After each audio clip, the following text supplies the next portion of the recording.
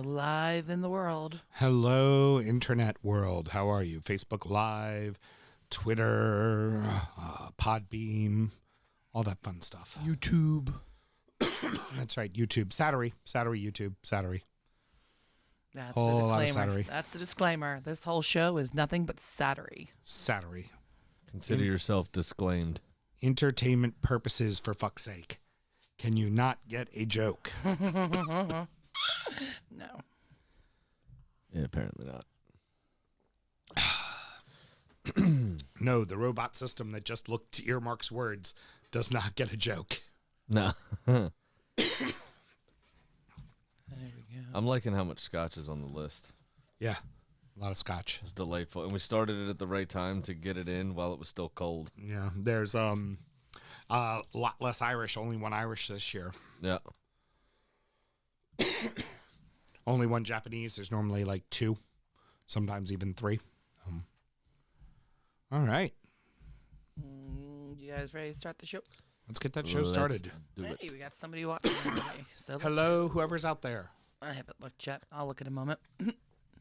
Excellent. All right. Here we go.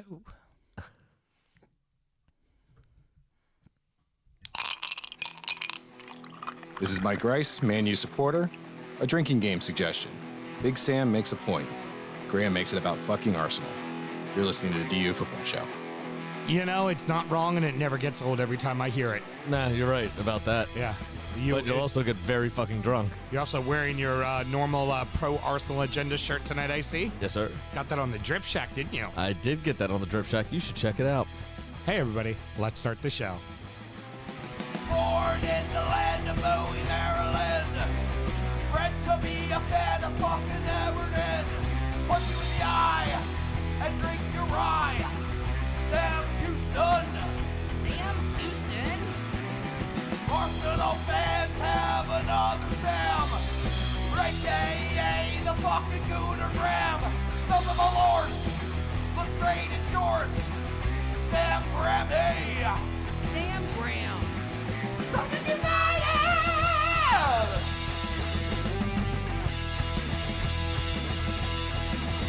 Fucking United!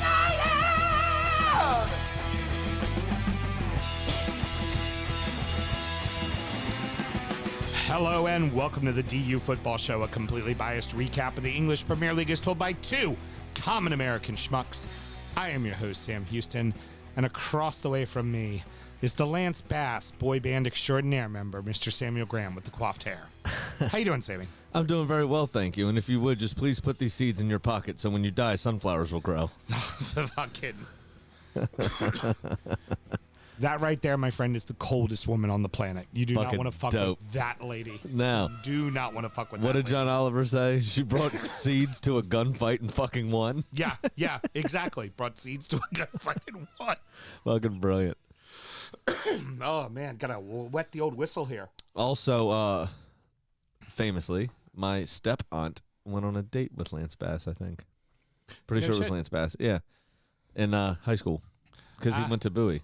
Ah, that's right. I remember that. He is a Bowie guy. All right, So good. my stepmother's sister was the same year as him, and they went on a date. Aw, Or very maybe a sweet. year younger, but either way. Very sweet. Well, you look at the success. You're like, Well, you know. fuck. Oh, How much yeah. money to miss out on there? Oh, now I know. Now I know what you're doing with the hair there. You know, inspired. Yeah. Hashtag inspired. That's right. That is absolutely correct. Well, today on the show, we'll be doing a lot of things, one of which is me probably covering for his choking ass. Well, you know, we're recording at the DU Public House just outside the nation's capital. You can check us out on all podcast platforms. Please be sure to rate, subscribe, review, and share with a footballing friend. Should you want to chat with us, there is many ways that you can. Mr. Graham, tell the good people how they can get in touch. Absolutely. dufootballshow@gmail.com to get in touch via email or at dufootballshow on all of the respectable social medias. And we do respond to DMs, so hit us up. Yeah, love to hear from you guys. Not hearing enough from y'all. And emails, questions about whiskey, all that good stuff. We love to fucking hear it. So please reach out. Let us know. Yeah, if you got problems going on in your life, we do like a angry auntie or whatever. What are those old columns called in the newspaper where you write in issues and then the editor? I'm just letting you hang out to dry on this one. Okay, it's a common thing. I mean, I know what it is. I'm just not telling you. Okay, thanks, Dix. It's Dear Abby. Yeah. Dear Abby. All right, fine. Dear Angry Abby, Auntie, same thing. Or Ask Eloise. That was the other one. Yeah. I mean, sorry I didn't grow up in the 50s when that was popular. Sam and myself both work in the wine and spirit industry and have a deep, passionate love for all things distilled spirits. So as the red-blooded Americans we are, we vow to have a drink in our hand throughout this show and every single show. Mr. Graham, we continue with Whiskey Without the E. Yes, this we week. do. This week it is number 11. This is the Port Charlotte PAC colon, right? 01 2011. Yep. Comes in at 112.2 proof, and it'll run you about $130. But again, as we've said with the list, expect it to be a touch more expensive than that. This malt, I'm sorry, they rated it a 93, and your blurb this week comes from Jeffrey Lindenmuth. This malt professes to be heavily peated, quote unquote, but fear not. Peat is but a single brush stroke on a much broader canvas. Scottish grain invokes honey nut Cheerios and warm porridge, while the peat suggests grilled vegetables and molten campfire marshmallow. There's briny smoke wafting from a beach bonfire. I thought it was more like a lake bonfire, but I digress. Girded by bright berry and cherry. Fruit from time spent in red Bordeaux wine casks. Fine oak tannins meet heaps of sweet vanilla on the finish. A captivating malt that seems to have it all. Grided, is that girded? Girded. I don't know that I know that word. That's what hung me up there for a second. I said girded, and then I went back. I was like, I don't know, that's right. And I actually have a pretty decent vocabulary. This desperately needed an ice cube. Yes, it did. Very iodine Band-Aid all without the cube. Here, Mel, you wanted to try some with the cube? Here you go. I'll pass to you. Now that it does have ice to it, it's actually quite delicious. Yeah. I don't get I get all the grainy stuff they're talking about, like the porridge and honey Any nut. of the fruit. The fruit they're talking about, I do not agree with at all. And honestly, it's even for what I would like to say a refined palate such as mine, and I would probably agree to yours as well.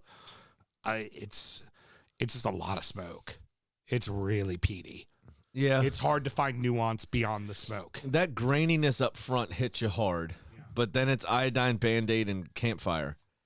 And I really don't get the vanilla and marshmallow that he's talking about. I don't there. get any It's sweet just the notes in it. smoke part. I get grain, I get smoke. I don't get any of the sweetness that he's talking about in there. Which is fine. And that's what he got from it. That's his palate. That's great. But there is a place for this. I enjoy this. This is very good to me. I would like to have had it about a month ago sitting by a fire. when there was snow on the ground. Right. This would have been perfect for then.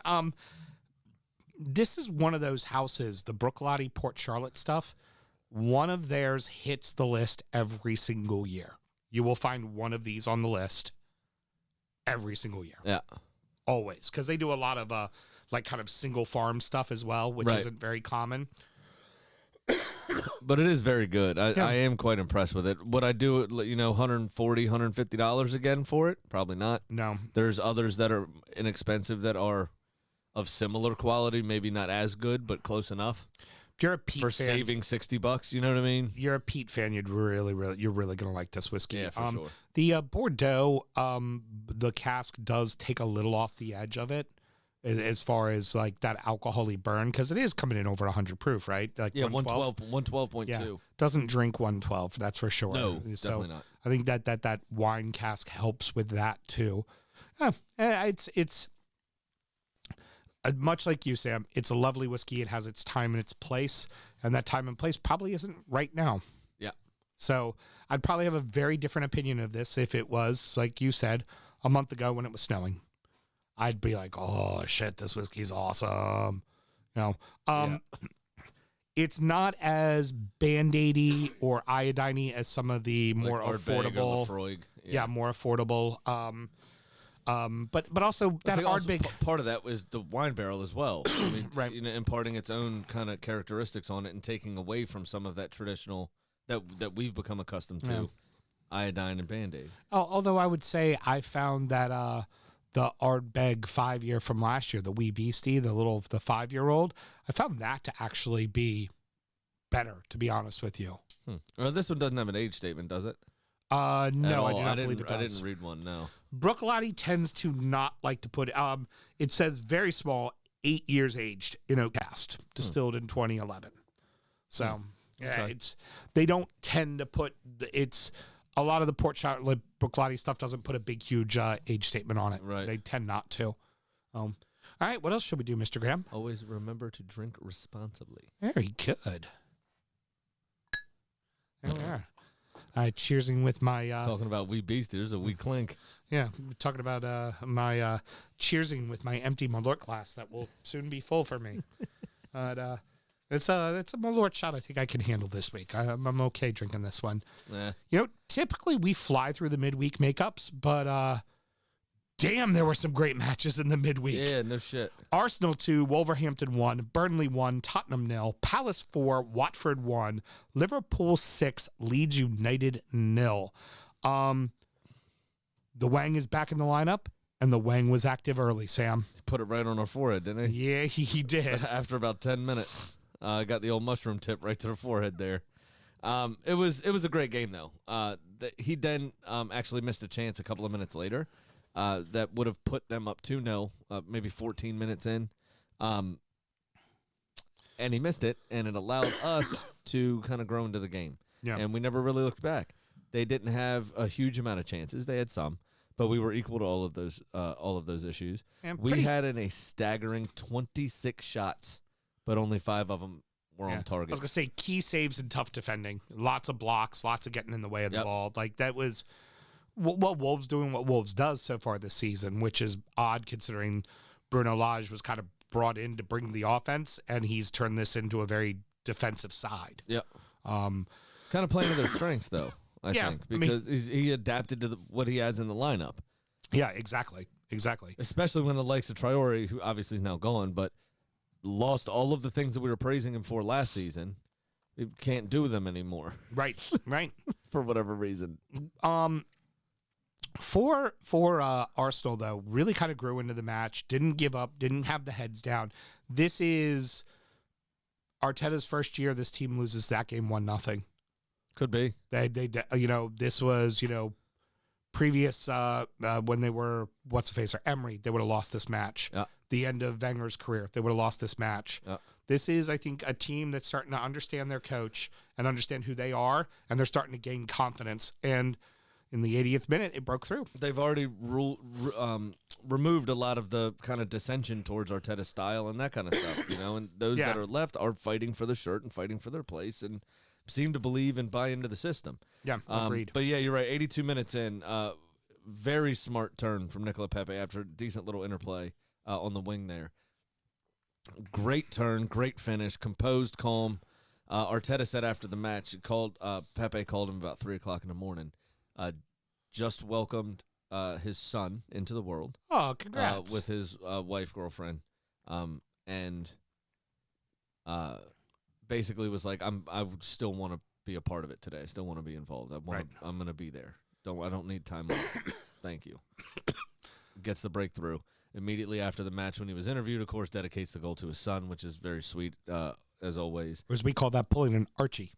Yeah, right. Archie's wife gives birth within an hour. I'm picking him up to bring him up to play a game. He scores a hat trick, and then I take him back to the hospital. It's a madman. It was like, why don't you stay there with your son? He's like, well, what am I going to do? Yeah, he was like, it was his third or fourth child. Oh, it was only his second. It was number 2 and the first boy. And Archie's such a weirdo. What would Carly have done? Beat my fucking ass. I didn't do this show for a month, Yeah. let alone go play soccer. This actually generates some income too. Not much. Yeah. But big Yeah. 3 points. Talk about the goal at the death.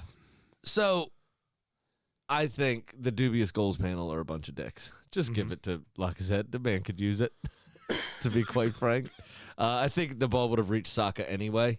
But it's another great little piece of play, and just the work rate, the leadership that Lacazette shows and has shown since Aubameyang fell out of favor a couple of months ago has just been absolutely immense. We wouldn't be on this run or in this position without him and what he does. And I see, the very calm, cool-headed, rational people in Arsenal internet world, are, of course, giving him his due respect for all of that. Are they really? Because I'm not paying attention to him. That's very sarcastic. Okay, I figured. They're being a bunch of dickheads about his scoring record, which out of the last few goals that we've scored are direct results of runs that he made that opened up space for the people that scored that were absolutely thankless. Right. Yeah. What he did here. Saka, he still would have had to put it away, of course, but the ball was going to reach him. He was inside the 6. Right. Jose Sa got a hand to it, ended up turning it into his own net. Unfortunate. But it was probably going to be a goal if he didn't try to do something. It's not an own goal that I'm sure he's sad about giving up. No. It's like one of those defenders that slide in running towards their own goal during a counterattack when the keeper's already beaten. They turn it into, it was like, what else do you want me to do? The fucking guy's on my shoulder. Right. It's like I have to try to get something on it at least. Right. I have to try to get it Right. away. Or it's probably going to be a fucking goal. So, so I don't think that his confidence or anything else is going to be upset by that. But it was just, and the atmosphere in the stadium was immense. And actually everybody behind the team. Yeah. It was crazy. The funniest thing, what went on surrounding that substitution? I don't know. Did you see this? Mm-hmm. So apparently they changed their mind, I guess is the official statement. They changed their mind as to who they wanted to come on. Or, come off, rather. So first it was Jimenez, then they changed it to Podence right after that. And, but the referee was like, all right, you need to go off. And he was like, I'm not the one being substituted. And he was like, yeah, but you got to go, though. And go off over there. And he's like, I'm not off the field. Let that be the worst mistake the referees made this weekend. Oh, wait, no, it wasn't. It was funny. They gave him a yellow, and I didn't see him rescind it. Wow. So, over. We keep you you're awake over fucking there, me Keller? up, man. I don't. Okay, breathe All right, well. I'm without trying. coughing. No, I'm going to keep coughing. Go ahead, call me out.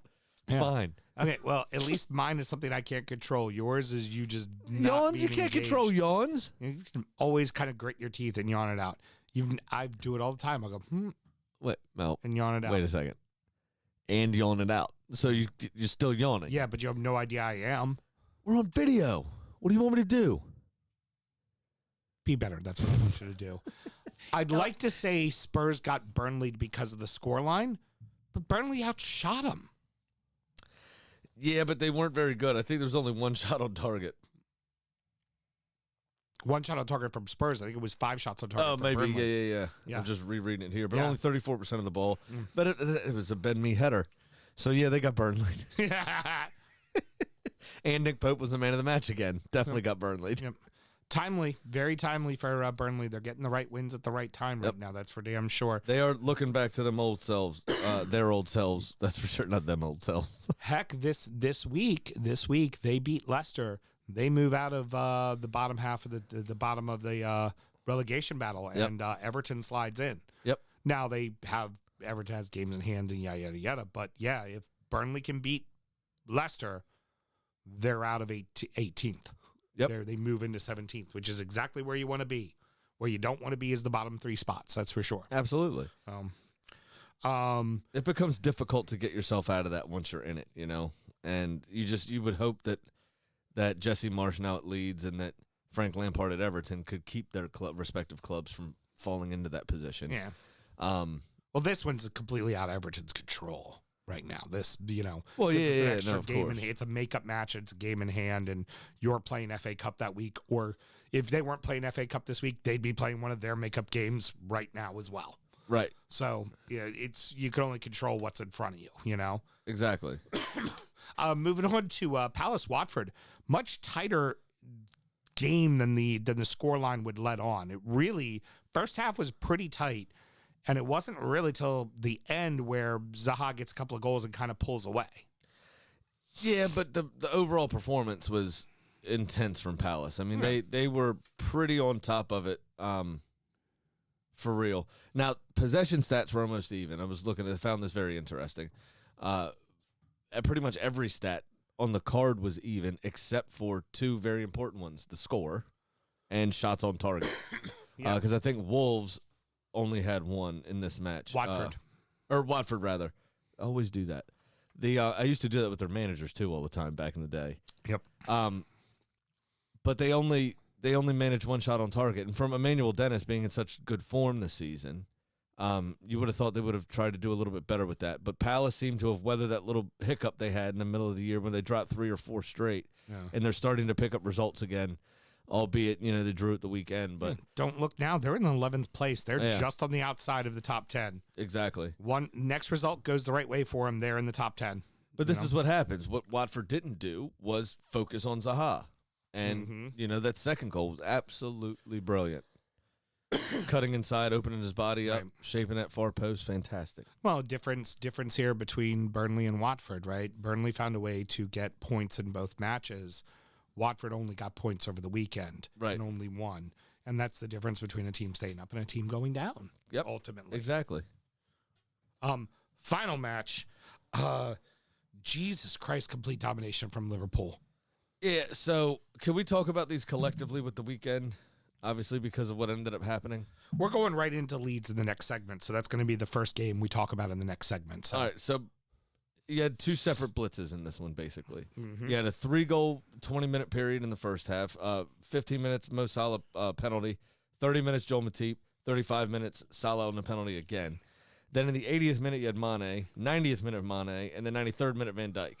So another 9-minute stretch, or 10-minute stretch, rather, in the second half, where they got all 6 bloody goals. Here's a stat for you. Liverpool had 5 times more shots on target than Leeds had total shots. 15-3. Yeah. 15-3. That's intense. And this makes, adding in the Spurs result at the weekend, like I said, this is what we talked about, 17-2 over their last 4 games. Mm-hmm. Well, this weekend, this week, they lost 10-0. 10-0. Yeah.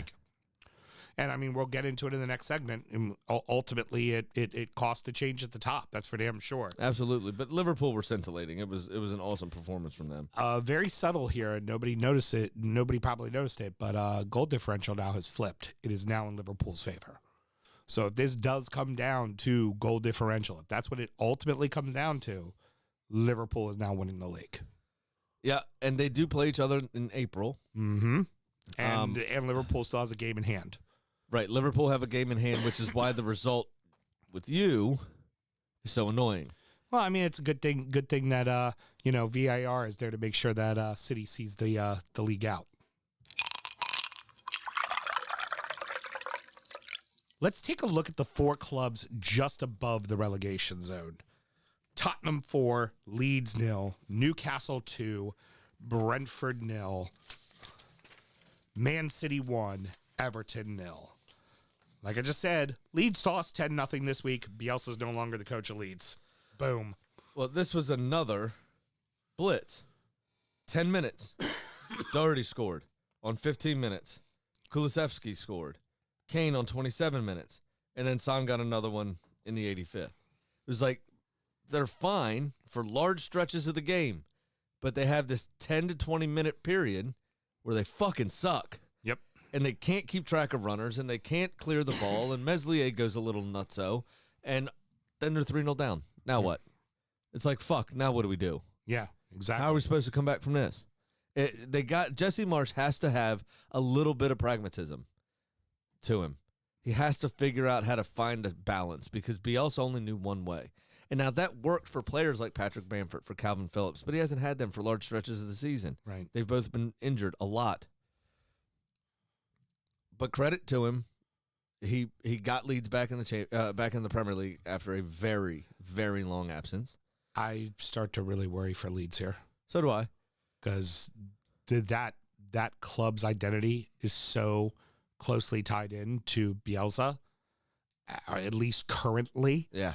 You needed a more of a transition out of Bielsa, not just a Hard that's stop. It's Yeah. over. So Jesse Marsch is actually kind of similar style to Bielsa. Mm-hmm. But what I'm not saying they need a full switch to start playing like Newcastle under Steve Bruce, where they just sat back. Right. But they need to find just a little bit of pragmatism. Just slow it down a touch here and there, just to be able to defend and then build from that.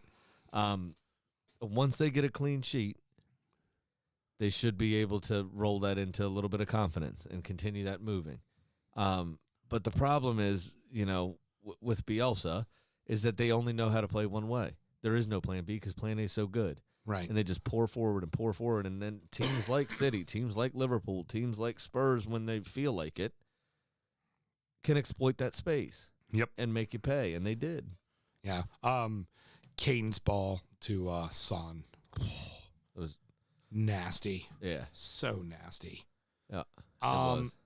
What do you think here? Do you think that Leeds can hold off the onslaught of Burnley improving Everton's game in hands?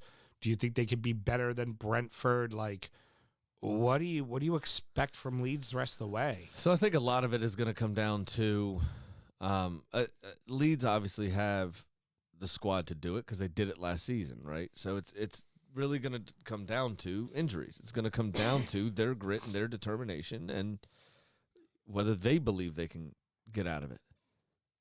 So, it's going to be one of those situations where Jesse Marsch has to come in. He has to put his arm around some players. Just say, hey, you're still a good footballer. Let's just tone it down a little bit. Let's see what happens. Yeah, exactly. Early red ultimately killed Brentford. Mm-hmm. You get that early red, and it's just kind of it's over from there. Absolutely, it was. Thomas Frank tried to. What did he try to do? Defend it. Sorry, he tried to defend that and say it wasn't a sending off, and it was. Oh yeah, bad. He could have broke Matty Targett's leg. Yeah, it was red. It's not even up for debate. He's honestly lucky Matty Targett was able to continue on. Yeah. That was fucking horrendous. A rare sighting, Joe Linton goal. That was my next thing I was going to bring up is both Joe Willock and Joe Linton. Well, Joe, Linton by his government name. Both of them are really starting to find a system here with Eddie Howe. Yeah. And particularly Joe Linton. Willock almost single-handedly kept Newcastle in the league last season. Ended the season, scoring 8 and 8? Yeah, but when he came back and he was there with Bruce, it just he wasn't really getting playing time. He didn't really seem to fit into the squad. Well, I think he got hurt for a little bit. Yeah. And when they bought him this summer, he started off okay. I think he scored 2 in their first 4 games, but then just fell off a cliff. I think he got injured, and then it found it hard to get back into the team for real. Right. But now that he's had a run of games again, he's doing very, very well. And, good on him. Everything. The one thing you can't say is that Steve Bruce taught him anything. No. This was all Arsene Wenger, Unai Emery, and Arteta, and then Eddie Howe is now starting to rub the polish on. You know what I mean? Yeah, precisely. And turn him into a proper, everyday, week in, week out footballer. Oh, and somebody like John Joe's pretty content to sit back and just pick passes and he can't run anymore. And take the occasional shot from 35 yards out. But I'll say it again. That was the best motivational 40 million pounds ever spent. Because Bruno Guimaraes hasn't done shit yet. Yeah. But those two, specifically John Joe Shelby and Joe Willock, have been playing fucking amazing. Yeah, got them going right away. And they now find themselves sitting in 14th place. Yeah. And you got to start thinking they're probably safe. Oh, yeah, but easily. Probably safe. They're now easily safe. Yeah. And then they're getting wins away from home. Get everything. Got to go back to the question that Keith had asked us earlier in the year, which you're right, Keith. We did continue to say that we didn't think Newcastle was necessarily going down. But his question was, does Eddie Howe deserve Manager of the Year shouts for fucking keeping this team up? It's possible. I think he does. They were 20th fucking place. They were nowhere. They were going down. Oh, yeah. They were Big dead time. man walking. You got to give them, and I mean, yes, a lot of fucking money helps. A lot of money helps. A lot of money helps a lot. But Still gotta make it work. Well, largely, the team that's on the field are not players that were purchased yet. Yeah. Besides Matty Targett and even Kieran Trippier is injured now. Yeah. So his first couple games, he was there to help out, but he broke his foot. Yeah. So he's not even out there. It's really Matty Targett's the only one that's actually playing that they purchased. That's playing Agreed. consistently. Agreed. So it's Eddie Howe's system. They're finally buying into it. You remember when we talked about when Jose left Manchester United and Manchester United went on a tear under Ole to begin with? Mm-hmm. Was it 15 straight unbeaten or whatever it was back then? And we made the joke, and it was semi-serious, is it looked like they got let out of prison. Right. It looked like they got let out of prison and they went down Canton Square with no pants on. You know what I mean? Yep. They were just letting it go all over the place. Just the wheelie copters everywhere. That's right. And now Newcastle's doing the same thing. I just want to point out you have now said Matt Targett's name more times in this episode than the entire time he played for Villa. They didn't do shit for them. I know. They just played it very safe for them. Moving on. Everton set forth a perfect game plan, and it was almost flawlessly executed. It took a redirect and an off balance. That's so unlucky. I mean, it's the most unlucky goal in the world. We'll get to the end of the match in a second, but on its simplest form, what Everton did was instead of doing a back five, they did a midfield five, and they pressured City further up the pitch, and Lampard decided, we're going to out-tough your midfield. And it fucking worked. Yeah, they broke up the play. They made it very uncomfortable for Manchester City, and they looked uncomfortable. Yeah. They weren't able to play there. And oftentimes, the couple of times we've seen City lose, like to Palace or whoever, it is overloading that midfield. It is being tougher than them and putting them off their game. And Everton were perfect agents of chaos in that. They had the better opportunities the entire first half. They completely disrupted everything City wanted to do. And once they can't get a rhythm, you start seeing them creep up a little bit more. Oh, well, maybe if I go help out João Cancelo or, whoever. Who's on the right for them? It was Laporte for this because match. Kyle Walker was injured. But pushing up, I'm going to go get involved now. I'm going to try to help out up there. And it just starts straying out of position, and then all of a sudden, Richarlison's clean through. Yeah, counterattacks. Lots of counterattacks. And I'm not saying that Everton were the better side, but I will say that Everton had the better chances. Everton deserved at least a point. Oh, absolutely. Minimum. They deserved at least a point. Take away the whole travesty that was the penalty and what followed all of it, which, again, we'll get to in a moment. It took a deflected ball and a defender being off balance because of the redirect and the keeper being off balance. Wrong-footed, yeah. If Keane is right-footed, the ball probably gets out. If Pickford is right-footed, he probably smothers the ball. It was everything that could possibly go wrong in that one moment for Everton went wrong. Yeah. It Was that in Murphy's Law? yes. Yeah. Anything that can go wrong will go wrong, right? Let's go to it because there's still a cloud of confusion around it, and there's a bunch of misreporting on the matter, at least here in the United States. I'm and about to hear more of it because Richarlison was definitely offside. Yeah. I can't even say it with a straight face. Exactly, because if Richarlison was offsides, every single time there's an offsides, we get that little red line and that little blue line, the straightaway shot. And the best NBC Sports could give us was a from behind angle from the middle of from back at around midfield with a white line and some shadowing that even that didn't really necessarily look like he was on or off. Well, the angle was so fucked up, it didn't matter. So the ball comes through, and Richarlison gets a shot off. Rebound comes out, takes a bounce. High. Right. Rebound, yeah. Yeah. Rodri's coming through to put his chest on the ball. Ball, when it bounces, swings away. Rodri brings out his arm in an unnatural position. Okay, that's important because... Yeah, it wasn't straight out to his side. It was like this. But it was out here, like so. And the top of the ball was here, if you can see what I'm doing, like this. Yeah. And the rest of the ball was here. Yeah, literally an inch of it was touching his jersey. They then... That's so bad. First and foremost, ref doesn't blow the whistle and point to the spot, which, maybe he didn't see it, which we will then get to. Again, we'll get to that as well. So maybe he doesn't see it. Everton literally just kind of putts around with the ball to forcibly make them look at VAR. They go to look at VAR, and it's just called not a handball. Up on the screen, it says checking for handball. VAR checking for handball. And then it says, after 2 minutes, not a handball.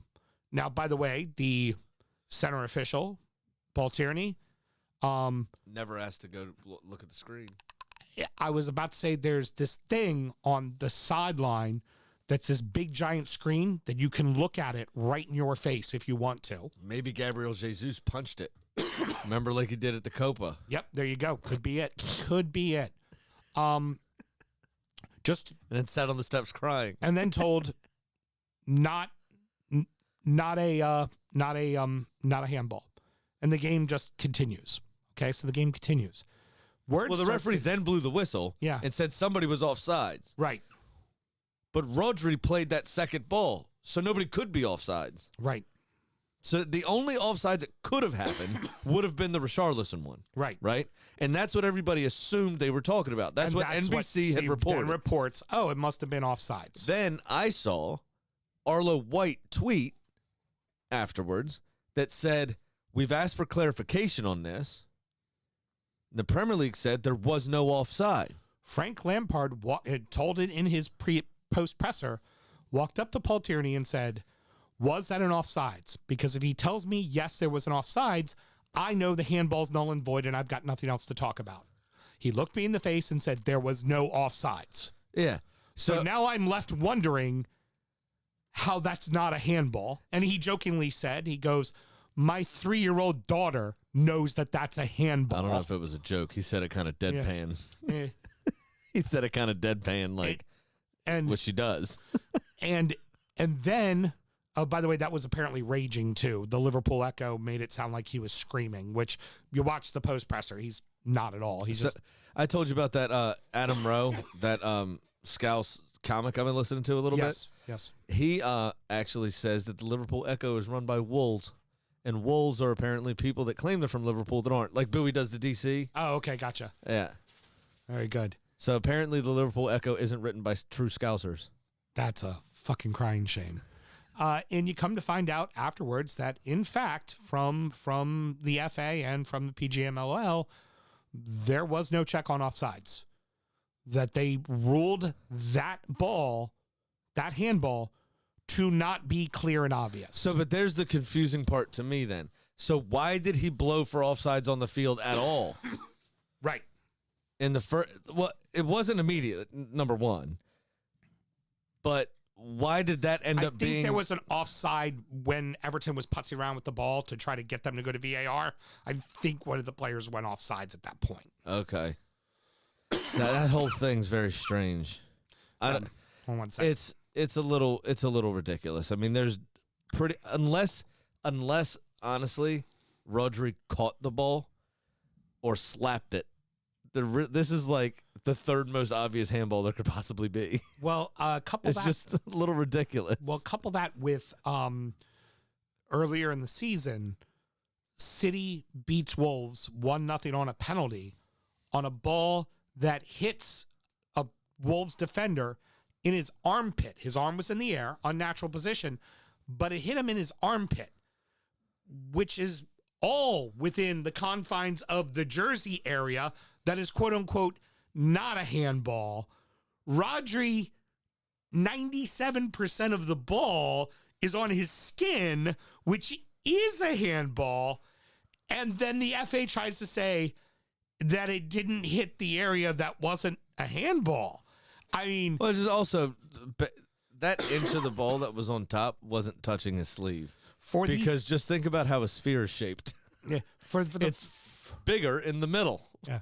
For the first time ever, Liverpool fans were supporting Everton fans, going, "You got screwed." Yeah. Why? Because they got screwed. Because that would have been then 3 points. Yep. And Liverpool's game in hand could have made it dead even in the table. Well, it would have brought you all level. So they would have dropped 2. Not me all. No.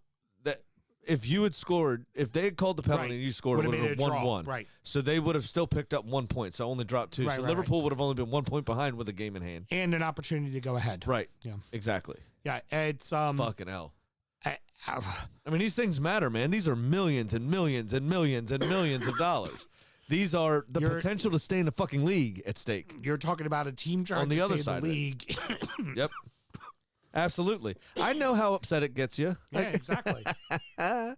But it's tough, man. He's getting choked up. I'd love to do the bit and break out the documents because this screams break out the documents and all that kind of shit. This was just bad. I mean, this is as you said on DUFC on the closed group. You don't even need the documents for this one. Oh, it's no. just plain and fucking obvious. Well, and also the tie into that too would be the official Chris Kavanaugh, who it has come out. Family members of his are City season ticket holders, and he is originally from Manchester City as well, Chris Kavanaugh. But he screwed over Everton in the past 3 years, twice. I mean, 4 times. Twice from VAR and twice on the field. Yeah. He was the official on the pitch that ruled that Hugo Lloris earlier this season did not foul Richarlison because he got a pinky on the ball to knock it away. He was the ref on the field that so brazenly told Ancelotti, off you go, as he gave him a red card at the end of the off your pop. Off your pop at the end. Off your pop. He was the VAR official of this monstrosity, and he was the VAR official of the Gylfi lane on the ground, blocking the view of 6'4" keeper David De Gea from seeing a ball at eye level go into the net. Yeah. Yeah. It's bad. So basically, Chris Kavanaugh is y'all Stuart Atwell. Yeah, pretty much. Like he is screwing us. So, responsible for 4 red cards. This is, for this, Lord, the boys played great. If you would have told me, Sam, like I posed this question to you when you had faced Man City, and I had said, hey, if you lose to them in a close one, are you satisfied before the match? And you said, yeah, I would be. And then after, you're bitter because you got screwed over on a call. You know, same opinion. It's hard not to be satisfied with the way the boys played. I know this much. There's 5 teams worse than us. 2 of them happen to be in front of us in the table right now. But there's 5 teams worse than us. And this team plays like that. I'm not concerned. I'm not concerned at all. And Everton will see their way out of this perfectly fine. I hear you. To bring the mood back up a little bit, kind of, I think that youth 2, City and Everton, who both have a Ukrainian player in their ranks, had probably the best show of support and respect in the entire league this weekend. That was pretty great, especially because City did it with the shirts at first. So City comes running out onto the pitch with the shirts that say, we stand with Ukraine, yada, yada. No like, war. Yeah. No war, right? And Everton's like, wait, hold my beer. Every player comes out, they play the all safe siren, of course. They do Z cars, and every one of the members of Everton come running out of the tunnel with a Ukrainian flag wrapped around their shoulders. Both sets of supporters had, no war kind of big signs, giant signs that had depictions of their Ukrainian players respectively on them. Yep. They had a little Zinchenko and Myelenko. They had a little embrace at midfield, and it almost looked like one of them. So I'm sure they were speaking their native tongue, but they might not have been, because it looked like I think it was Zinchenko said, "How's your mom?" is what it looked like he said to Myelenko. Hell, in some circumstances, the last match that we'll talk about in Oso with West Ham and Wolves, Moyes granted Yarmolenko grievance time. Let him leave. Yeah. It's... Well, there's Ukrainians from all over. Do you remember Vitaly Klitschko? Yep. He's a governor of Lviv, I think. Mm-hmm. He's depicted standing over a gun, ready to, battle, smoking a cigarette, standing behind a mounted gun.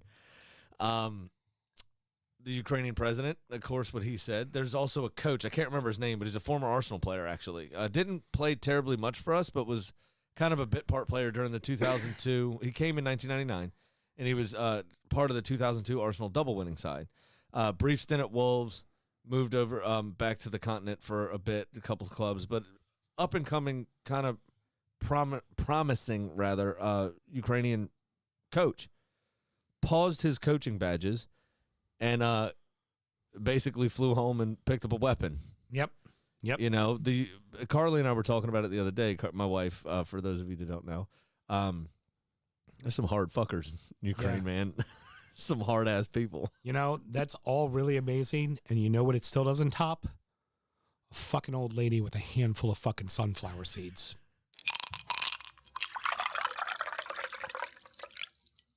Rounding out the rest of the league, and so that happened. Southampton 2, Norwich 0, Palace 1, Burnley 1, Villa 2, Brighton 0, Man U 0, Watford 0, West Ham 1, Wolverhampton 0. Shh. Saints are in 9th fucking place right now, Sam. I know, right? That's fucking weird. This was a team, 3 months ago, we're wondering if Hasenhutl's got a hold of the squad. I mean, hell, Kenny even poked his head out of Narnia to go, dude, I don't know about Hasenhutl anymore, you know? I know. He said to me, he even texted me that he was waiting for another 9-0. Do they let text come out of Narnia there, Sam? He didn't text me that. I just needed a reason to say it. I'm contractually obliged to mention 9-0. Now I just do it to piss him the fuck off. I expect them to show some fight, but I don't expect anything out of Norwich the rest of the way. As far as results, there could be a few results. This rubs me very much like Sheffield last year. I think it's done and dusted for them. Yes, very much so. And Southampton were on it from the jump. Norwich had a couple of chances here and there from some counterattacks, but that was about it. It wasn't great. Yeah. And Southampton very quietly can suddenly find themselves in the talk of the McDonald's Happy Meal Europa. Everybody can sing Kumbaya fucking league. The fucking McRib trophy. The McRib trophy. It's funny. I do want to mention, though, quickly to one honorable Mr. Zelensky of Ukraine. If you need to bolster your defenses at the northern border, hire Oriol Romeu to just fire volleys into Russia to stop their tanks. Because that was a fucking thunderbolt, mate. Yes, it was. Holy shit. He literally almost ripped a hole in the back of the net. It was fantastic, that strike. Moving on, Palace, just unfortunate. Probably the better side, but Burnley finds a way to get a point because that's what fucking Burnley does. That's what Burnley does. That's exactly right. And Palace, first line, Palace got Burnley. They had just about 2/3 of the ball, 4 shots on target to Burnley's 1, and they drew 1-1. And it was from a Milivojevic own goal. That is the best Burnley performance ever. They don't score, yet somehow get a score and draw. Right. It's, for Palace, this is why you're 11th right now and not 10th. Yep. You're in the top 10 right now. You figure out a way to win that game. Absolutely. And I guarantee you that's what Vieira is probably saying to his boys is like, at least in this instance, with Palace as they're moving forward, that they're learning from this. And it's not just this was Roy Boy last year with the Grandpa's Club of a team he had. Mm-hmm. They'd be like, okay, well, hey, we got a point. We're staying up. Woohoo. Yay. Doesn't matter where we finish. If things start to sour with Arteta at some point in the next couple of years, I could see Vieira being Arsenal manager.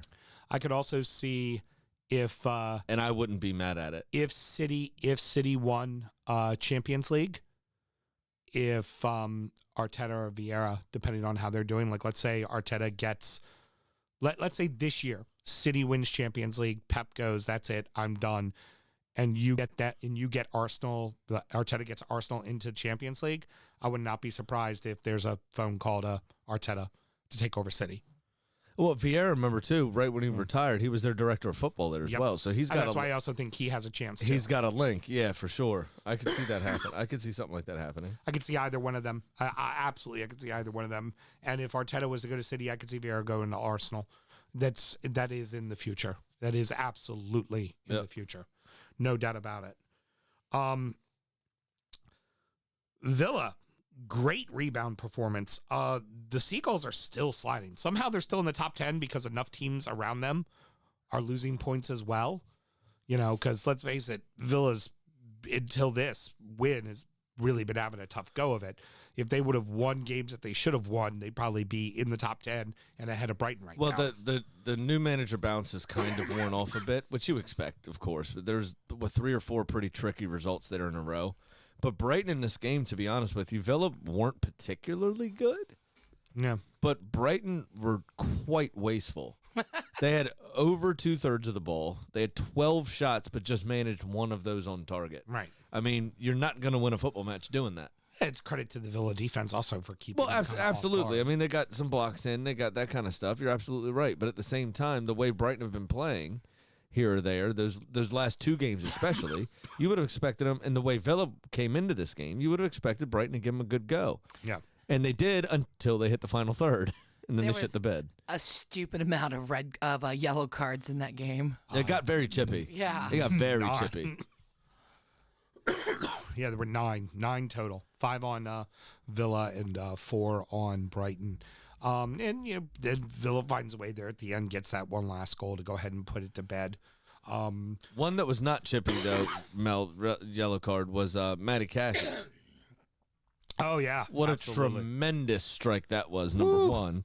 But then he removes his shirt to reveal his. He is part Polish. Yes. And pledged his national team allegiance to Poland because he can't get in front of Kyle Walker in the England side. And one of his teammates is in Ukraine, and so he was sending love to and support to friends and family. Yep.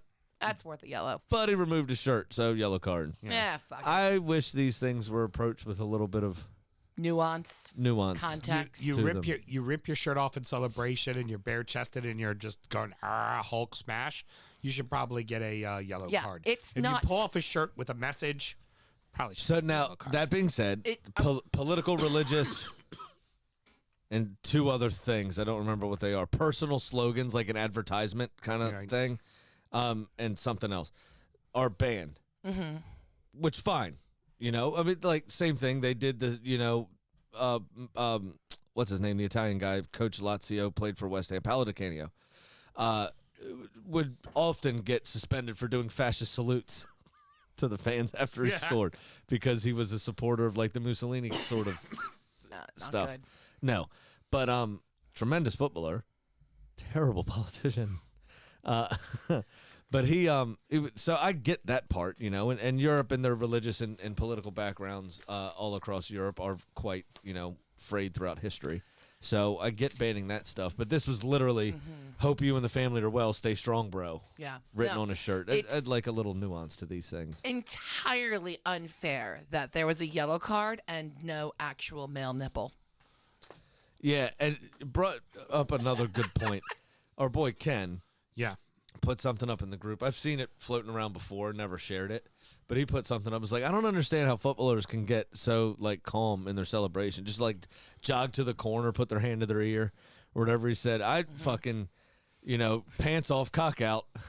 Yeah. Balls bouncing nuts on. nuts hitting off the forehead of a supporter as I leapfrog him into the stands. Yeah. Very true. Very, very true. And he had the wherewithal to lift up his sports science bra. Yeah. Even lifted up that. So they could see the whole the message. whole message, Yeah. yeah. That has the little tracker in the back Did of a it. little heart hands. Yeah. Mel did bring up one kind of interesting point to me, and I think my answer to it was pretty good. I think you probably agree with this, Sam. She was like, Mings seems to be having an okay season, but not a great season. And I kind of said to her, I was like, he's having exactly the season you want him to have. Mm-hmm. He's doing really well for you and makes just enough of mistakes and fuck-ups that none of the big clubs are going to want him. Exactly. He's doing exactly what you want him to do. I love Mings. I love when he is up on somebody and they're getting pissed off and he just has that grin. Or when he comes over and got the guy's face and was like, get up. And the ref gives him a yellow and he just has that grin. Ah, Yeah. I love Mings all day long. He's doing just well enough to stay right the fuck where he is. Yep. Which as a fan of your club, unless you are a fan of one of the richer clubs in the Prem, is exactly what you want from every one of your players. Be really good, just not good enough to have one of them want To go to City and sit on the bench. Yeah, exactly. Or to go be ruined by Ralph Rangnick. Nice point for Watford, but Jesus Christ, what a bore. I know. What a slog. It was so terrible. And Manchester United in this game, there's a lot of wasteful games this weekend. How many chances they have? Ronaldo hit the post. Hold on, Sam. Allow me to say Ben Foster made a couple of good saves, though. Allow me to say the following. Watford Football Club and Manchester United Football Club played in a professional match in the English Premier League this weekend. Yeah, pretty much. I mean, it's what it is. Just about. They did. I mean, honestly, United fans, for real, You're the wealthiest, most recognizable sports club in the world. The world. You're number one with a bullet. You're bigger than everyone. You're bigger than anything in the United States. You're bigger than anything around the world. Don't talk about worlds and bullets at the moment, please. My apologies. My slip. My apologies. But you are the biggest sports club in the world. You're not on the verge of becoming bad. You're on the verge of becoming irrelevant. That's worse. At least if you sucked, there's something you could be angry about. But you're going to be a team that finishes in 4th or 5th place and offers nothing.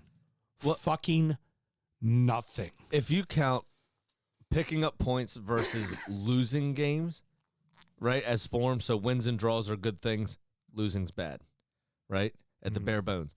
Manchester United are actually the form team of the teams going for the top 4 positions. They haven't lost since mid-November. But I did not know that. Yeah. It's been so quiet, so boring, so toxic, so shit out of them that until the announcer said that they hadn't lost in like 13 games. Ton of draws. A boatload of draws. That's what I'm saying. It's been so just bleh. Just meh. I mean, It's like a thurp. You burp and a little throw up comes up. Yeah. It's just like I call it a vomit burp. yeah. It's just like meh. Yeah. It's just like it's not full out throw up. It doesn't suck. You can't get mad at it. But it obviously it's not a good look that it happened. Legitimately on the verge of irrelevance. I don't know why that was the first thing that came to mind. Flat out on the verge of irrelevance, which is worse. Yeah, Especially, for the especially biggest to sports brand in the world. Yeah, that is worse. into those supporters, those fans, those really logical, sane, calm people. I'm sure becoming irrelevant and ignored is exactly what they want as a fan base, but it's what they're becoming. It's the reason why they're pulling this shit of trying to make the Super League and stuff like that, because the way football is going, they're not going to keep up with it at this rate. They aren't. They can spend all the money. All the money in the world. It's not going to help. It's not going to fucking help. No, especially when their supporters are storming the Capitol. I mean, Old Trafford. Big 3 points for the Irons, man. That was not particularly a great match to watch. Terrible fucking game. But man, that is a team right there with you battling for European positions, and you got the win at home. That's really big. Yeah, it is, absolutely. But the whole game smacked of both teams trying not to lose. Mm-hmm. This was like that Seinfeld bit where he said if the horses knew that if they tripped and fell over and broke their ankle during the race that and then they'd get shot, that there'd be some mighty fine stepping going down the home stretch. Oh, hell yeah. Hell He yeah. said they would round that last corner and be like, it's fine. Everybody calm down. You finish first. I'll finish whatever. Yeah, we'll be all right. We're good. This was just both teams trying not to lose. And West Ham happened to nick a goal. Now, they did Thomas Suchek's birthday, though, as well, was when they did it. But they started to turn the screw a bit, and Wolves just couldn't seem to get out of their own way. The Weng did try to slip it in. It went just past the post, but the Weng did try to slip it in there nice and quick. It just got it in the sheets. Yeah. Is that it? Just, for Wolves, That's a shame. Poor kid. for Wolves and a Wolves supporters, it's weird because you're so close, right? But let's also not forget The Wang's so close. the Weng is so close. He's about to burst forward. But let us not forget, though, that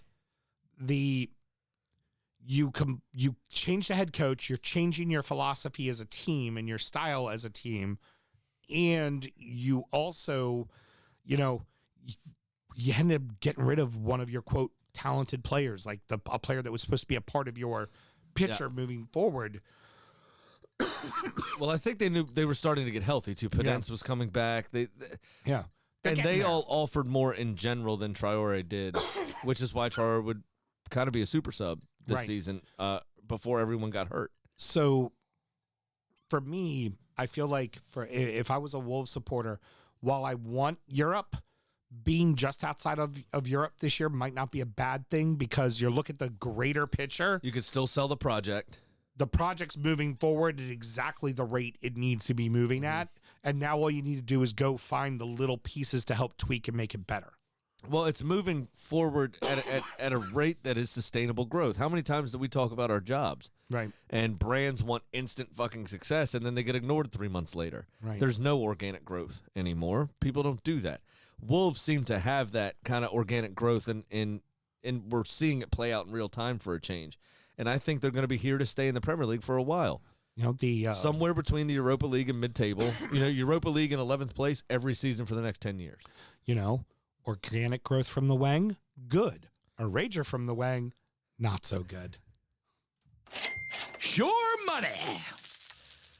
All right, it is Shore Money, ladies and gentlemen. This is the part of the show where we give you our bets to help better inform you on making bets for yourself, and they're guaranteed to win.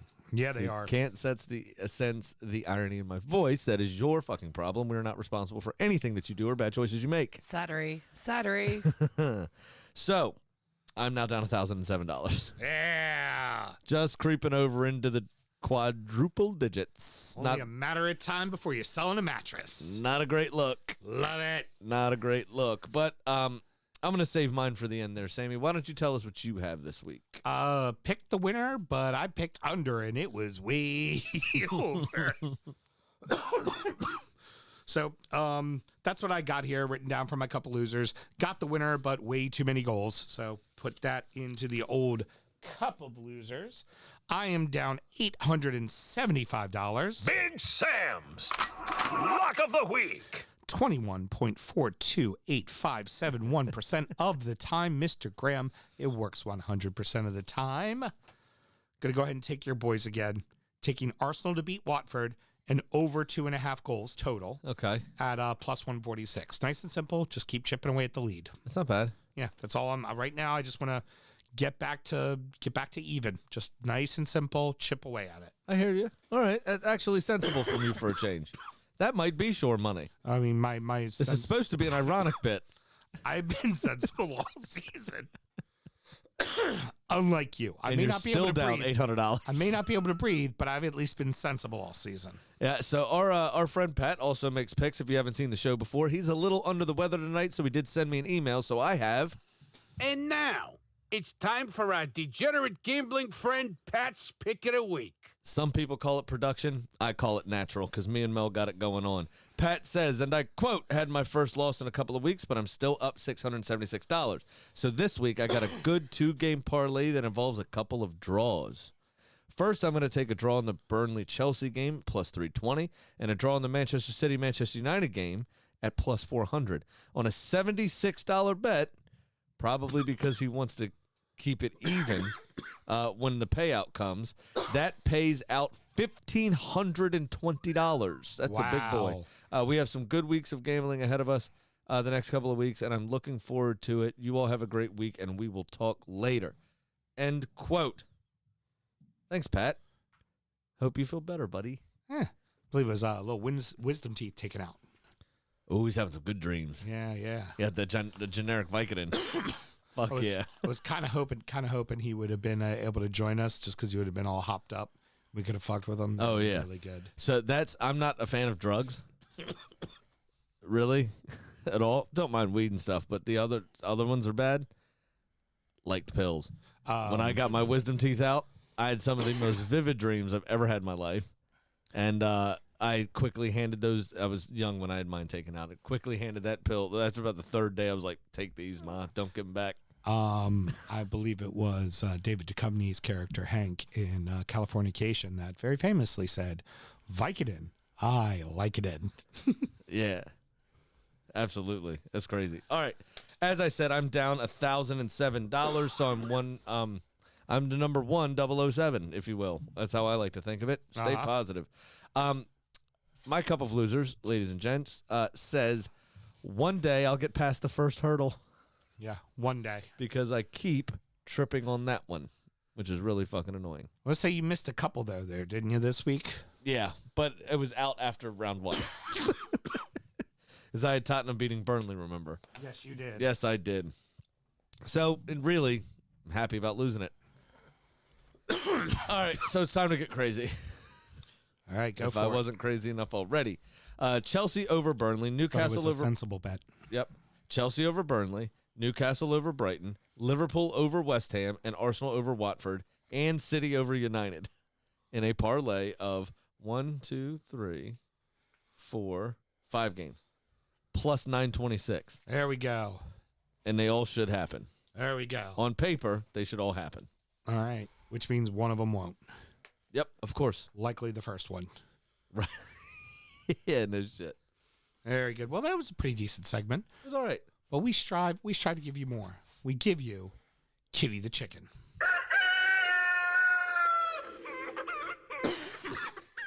Well, Kitty missed on her draw and sits at 13 and 10. Now, as I walked up to the coop to visit Kitty, I was greeted by Henrietta, who informed Odd. me that Kitty has chosen to travel the world for a bit as she needs some time for herself. Well, some chickens do need a little time to reflect. I guess she's put in for vacation. I never got the request. I didn't either. Well, I walked back to the house, shocked, frankly, and my phone notified me of an email. I opened it, and I found a virtual postcard from Kitty, and apparently she's in Norway. No shit, in Norway, huh? Yeah, something about the spas. I don't know. Okay. But in her note, she mentioned that Guy was right.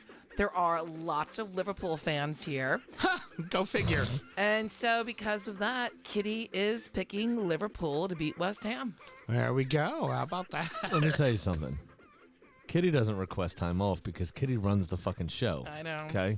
Kitty runs the goddamn world. I know. Henrietta says we probably shouldn't expect her back until May. Maybe Memorial Day weekend she'll be back. Okay. How about that? But we'll get updates from her every week. And I don't think Kitty needs me to remind you all, but I will do it myself. Please remember to gamble legally and responsibly. Championship Corner! I've fallen and I can't get up. Oh, no. With Kitty and her lifestyle, though, I half expect you to say she fell down a K-hole, I heard to K-hole. be completely honest, because she fucking runs amok half the time with old Jamie Vardy. She might be out raving. Who knows? We'll find out. That is exactly right, and I've almost filled sufficiently enough to find what happened in the championship. Oh, he's trying. All right. Blackburn in a playoff crucial game here. Blackburn topped QPR 1-0. Bournemouth beat Stoke 2-1. Barnsley over Middlesbrough 3-2. Huddersfield also won 2-0. So it's all tightening up there in the playoff spots. Blackpool over Reading 4-1. Fulham showing they can get it done ugly. 1-0 over Cardiff to remain Nicely top of the done. league. Yeah. Now, did you hear the audio? And we will have to find it somewhere. Maybe play a little bit on injury time. Every club has a live stream. Yeah, of course. They have their own commentators for the live stream that they employ. Mm-hmm. The Fulham commentators got in a fight with a Cardiff fan who was sitting behind him. Fabulous. Fucking brilliant. On air. You can hear the whole thing. Fucking It fabulous. was pretty fucking funny. Coventry and Preston drew 1-1, which is sucks for Coventry. And then Luton took out Derby 1-0, which sucks because Reading lost and was a great opportunity for Derby to pick up 3 points. 3 points on them. So Nottingham Forest also 2-0 over Bristol, Bristol City. And the Posh, it gets worse for as 3-0. They lost to Hull. And then today, Swansea beat West Brom 2-0, so they continue their slide. And hiring Steve Bruce may have seemed to be a bad idea. Shocker. Who Hiring could've- Steve Bruce? Who could have thunk it? So that leaves Fulham top of the table on 70 points, 9 points clear of Bournemouth. However, Bournemouth do have 2 games in hand. Huddersfield, though, on 35 games. So they've played 4 more than Bournemouth. Yeah, they played in their And they've backs. played 2 more than Fulham. So that's going to be trouble. Everyone below them has played, all the way down to 12th, has played less games than they have. Huddersfield are on 59 points. Blackburn on 57. QPR on 56 in 5th place. Luton rounds out the playoff places now on 54. But Sheffield United are back up to 7th place on 53, having played the same number of games as Luton. Middlesbrough still in with a shout on 52. Nottingham Forest now putting themselves in the conversation on 51 points in 9th place. Coventry in 10th, tied on points with Forest, but 7 less goals and goal differential. Millwall actually is starting to climb the table a bit. They are in 11th on 49, so there can be a conversation to be had. But Millwall's not coming. Millwall's not coming. They will, and they're not coming in the Premier League. We can only sustain one racist club in the Premier League at a time, and it's Chelsea. Okay? Yes. We've put all our money behind Chelsea. Chelsea are the ones, even though they're half invading another country, Chelsea are the racists we keep. There are racists. We don't need the outside racists. Apparently, he's brokering peace. Who? The Abramovich? Yeah. So here's another interesting thing. Roman Abramovich transferred the stewardship of Chelsea Football Club to the Chelsea Charitable Foundation, the board of trustees. One of that board of trustees, one of those members, is Emma Hayes, Chelsea women's coach. Also, somebody else that runs something within the club that's not has anything to do with the first team. But I can't remember who it is. Doesn't matter. But I think it's asset protection, one, for Abramovich, because I don't know what the legal term of stewardship means in English law and finance law. Right. But it's being talked about that Putin and his inner circle, and Putin is Abramovich, rather, is known to have, now he's denied links with the Kremlin, but he's a former governor of an area of Russia, and he was part of when the Soviet Union broke up and they were selling all that extra government shit off at dirt cheap prices to make boatloads of money on. Mm-hmm. He was one of the people that benefited greatly from that. Yeah.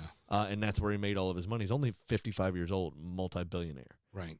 Still, until Jeff Bezos had the richest divorce in history, where I think his wife got $13.2 billion or something like that. Anyway, not the point. We all know that he has ties to Putin. Everyone knows that. It's the worst kept secret in world football. He is one of the Russian oligarchs. He is involved in some capacity, and he's trying to protect himself. That being said, I'm glad that he did it because Chelsea Football Club is an institution to that neighborhood. They have a couple hundred employees that need to get paid that aren't Russian. You know what I mean? Strip him, make him sell it, do something, fine, great, whatever you want to do. Mm-hmm. But hurting the staff in the back office, the ticket ladies, the stewards, the players, hurting them isn't helping anything else. Right. Right? Now, sport is often used as a form of soft power, right? Where if you don't kind of get on board, UEFA has already stripped St. Petersburg, I think it was supposed to be St. Petersburg, of the Champions League final. Mm-hmm. It's now going to be played in Paris in May, which I think is bullshit. I think that's another problem. It's obviously to suit PSG, right? When it's PSG City in the final, but it doesn't matter. I digress.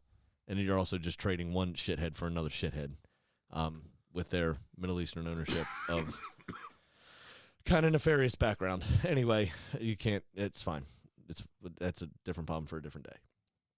They have suspended all Russian teams from playing in UEFA competition, and FIFA is allowing the athletes from Russia to play international fixtures, but they are not allowed to have their anthem played, display a flag, or wear the uniform of the Russian Federation. They are also playing under the name of the Football Union of Russia, and they're not allowed to display a flag or use the anthem at all, because there are playoffs and implications for the World Cup and everything else. And I get that. They have to protect their thing, but it should be pretty simple to just say, fuck you, and they're not doing it, which is strange to me. Okay, so I'm going to assume that's also your parting words then, Mr. Graham? No. Yeah, I guess it can be. Sure. That's fine. Well, you just kind of went on to another thing, and I'm like, okay, well, I guess that's his parting words. Well, because I made fun of Millwall for being racist, and then it just kind of spiraled again. Yes, it did. But yeah. Typically happens with you. It sometimes. I got a lot going on up here. She has a lot going on here, like in front of her. I got a lot going on here. It's called gray matter. There's nothing going on up there. Yeah, and he's got a lot going on in his lungs. Yeah. Fucking death. That's what's going on. Well, here's one for the Patreons that no one else will get. You know why I have a lot going on up here? Why? I'm a man. Heard. Very good. All right, boys and girls, that's going to wrap it up. Next up is Injury Time, where we preview preview the makeup and weekend's action. Should somebody want to find Injury Time, Sam, how do they go about doing it? Very easy to do so. It's patreon.com/DU Football Show. And just sign up to that one beautiful $5 tier. It'd be really easy. And you can support the show. Also, the DU Drip Shack. And with that Patreon, I'm sorry, you'll get Injury Time and Soundcheck, our 2 extra shows a week, which is pretty cool, where we review our beers and talk about our weekends on a personal level. And also kind of gets a little weird sometimes. Yes, it does. But delightfully weird. Also, boys and girls, you're getting a bonus show on Tuesday morning. We're about to record our FA Cup 5th round preview for everybody as well. Can't wait. All right. Till next week, everybody. Good night.